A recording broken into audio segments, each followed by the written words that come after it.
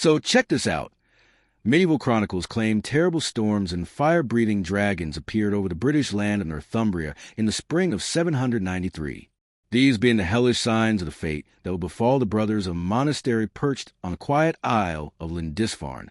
Such mystical embellishment provided some after-the-fact logic to the very real next chapter in this history.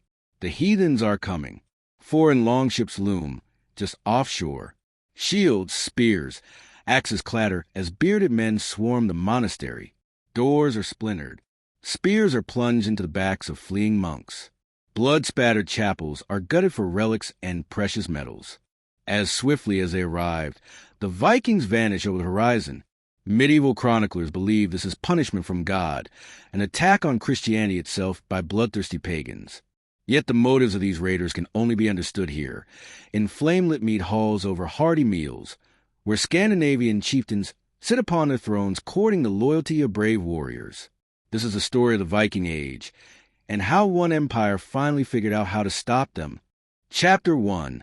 The Viking Machine. The Economics of Raiding. Norse faith and warrior tradition strengthen the bonds between chieftains and their men, but loyalty must ultimately be bought. Shining metals, fine jewelry, and other valuables plundered in raids could be immediately distributed amongst followers as gifts or first exchanged with merchants for exotic stuff like fine French wines and exquisite Chinese silks. The Vikings will also capture countless people in their raids, holding important individuals for ransom and turning others into their household slaves or reluctant wives. Still others will be torn from their homelands and traded to slavers in the bustling markets of Venice and Baghdad, destined to toil away the rest of their days in lands as remote as Egypt and Central Asia. This material and human loot drives Viking raids. The young farm-based Scandinavians who have chosen to clamber aboard dragon ships and take part in treacherous raiding overseas seek the chance to prove their valor and secure a future for themselves and their families. Thus, the more plundered gifts offered by a chieftain, the more followers will flock to him, and the more plundering he can accomplish. These unique dynamics and power struggles in Scandinavian society spark an era of relentless raids on foreign soil. Versatile longships allow hit-and-run Viking attacks that will ravage medieval coastlines in the coming centuries. Kingdoms will fall, great cities will be drained of their wealth, and land will be conquered. But the Vikings aren't invincible, and not every place will be as poorly guarded as a monastery on Lindisfarne. The raid on Iberia. A troubling message reaches the court of Amir Abd al-Rahman II. 54 Viking longships have appeared outside of Lisbon. After attacking the coast of France and northern Spain, the raiders have arrived in the Umayyad Emirate of Córdoba. The Vikings waste little time. They overrun Lisbon, killing, burning, and loading slaves and treasures onto their ships. The men of the north then unleash the same destruction on Cadiz and Medina Sidonia before wading into the Guadalquivir River toward the crown jewels of Seville and the sprawling capital of Córdoba. It's here in the capital that Abd al-Rahman II faces an existential moment. The safest way to survive a Viking raid is to give them what they want. In the wake of the devastating Viking occupation of Paris, the Frankish King Charles the Bald will hand over 6,000 pounds of silver and gold before the invaders leave. But paying them off comes with an added price. Vikings who extract tribute once will come back for more. Many Irish, English, and the Sami of northern Scandinavia will cough up enormous annual tributes in exchange for peace. Abd al-Rahman II decides he will call on local Muslim chieftains, old rivals and uneasy allies, to band together and drive off the common enemy, the battle for Seville. But the Vikings have moved with vicious speed. They break into Seville and overwhelm its defenses. Traumatized survivors flee into mountains while the invaders launch fire arrows at mosques and pillage the city for another week. Each day, the Scandinavian raiders carry off loot and reinforcements arrive from their ships. The Viking invasion force grows in power. It's in the dead of night in a village overlooking Seville that a cobbled-together army assembles. These skilled cavalry and hardened warriors have answered Abd al-Rahman's call to fight. When at last dawn breaks, thousands of Vikings march out of Seville intent on sacking another nearby city. Then the stampede of Muslim troops ambushes them. They slaughter the detachment of Vikings and drive the others out of Seville. The Vikings respond with a handful of bloody victories, but suffer a few costly losses. Then, As Viking ships stream down the river, catapults rain onto them a napalm-like substance called Greek fire. The searing inferno incinerates dozens of longships, and the men still on board. Surviving Scandinavians are forced to sell back their prisoners and retreat in haste along the Spanish coastline.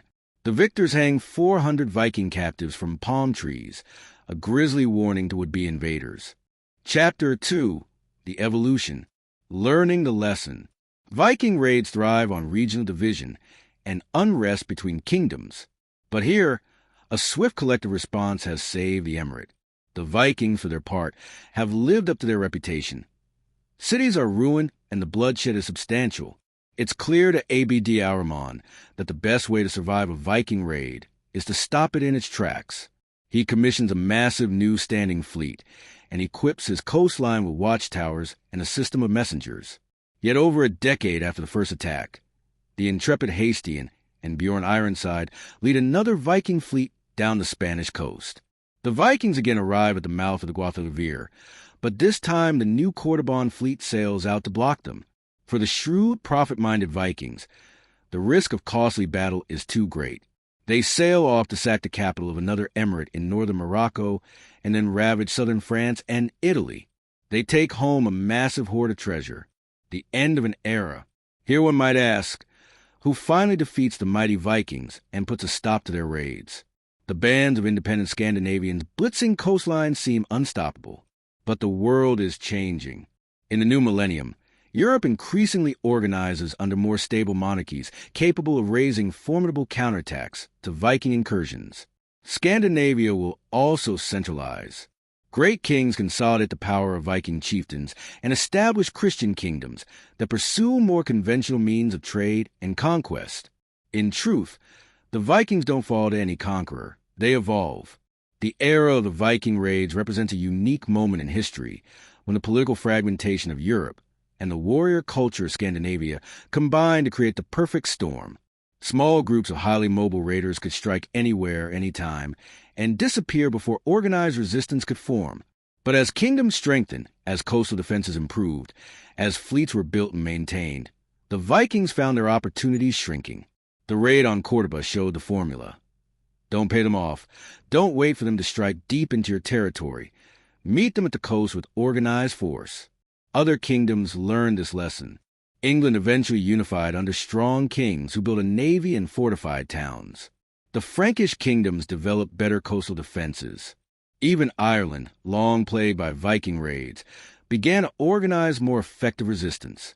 The Vikings themselves changed too. As Christianity spread through Scandinavia, the old warrior culture that glorified raiding began to give way to more conventional medieval kingship. Viking chieftains became Christian kings. Raiding parties became trading missions.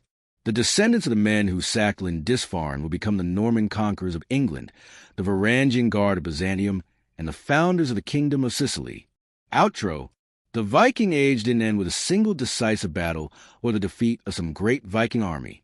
It ended gradually, as the world adapted to the Viking threat, and the Vikings themselves adapted to a changing world. The monastery at Lindisfarne, sacked in 793, marked the beginning, but by the 11th century, the era of hit-and-run raids was over. What Abd al-Rahman II figured out in Cordoba, that organized, immediate military response could defeat Viking raiders, became the standard across Europe. Build fleets, establish coastal defenses, maintain standing armies, and strike back hard when the Vikings appeared. The profit-driven raiders would simply move on to easier targets, and eventually, there weren't any easy targets left. The Vikings were never truly defeated. They were absorbed, converted, settled, and transformed. The fearsome raiders who once terrorized medieval Europe became medieval Europeans themselves. Their longships evolved into trading vessels. Their warrior culture evolved into feudal knighthood. Their pagan gods gave way to the Christian God.